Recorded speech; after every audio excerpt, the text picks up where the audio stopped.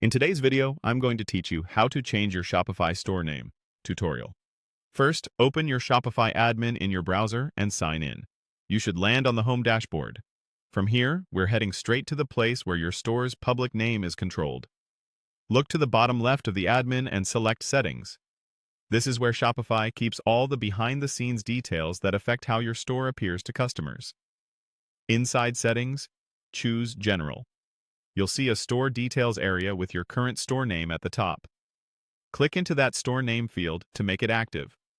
This is the name customers will see across your online store, order notifications, and parts of your storefront. If you notice a message that says your customers can see this information, that's your confirmation you're in the right spot. Type your new store name exactly as you want it to appear. Keep it short, clear, and on brand, and avoid special characters that might not display well in themes or emails. If you see the name appear in more than one place within this section, update each visible name field so your admin and customer-facing details match. When you're happy with it, click Save.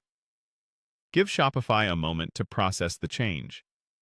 This updates the display name of your store, but it does not change your .myshopify.com domain or any custom domain you've connected. If you plan to change your domain later, that's managed separately under Domains. But for now, we're just updating the name your customers see. A few quick tips while it saves. If your theme includes a logo image with your old name baked in, you'll want to update that image in your theme settings later so everything looks consistent. Also, some theme headers cache content, so if you don't see the new name right away, it's often just a short delay. Next, let's verify the change on the live storefront. Return to the main admin menu and click Online Store. In the Themes section, choose View Your Store. This opens your storefront in a new tab so you can confirm the new name appears where expected, usually in the Browser tab title and, depending on your theme, in the header or footer.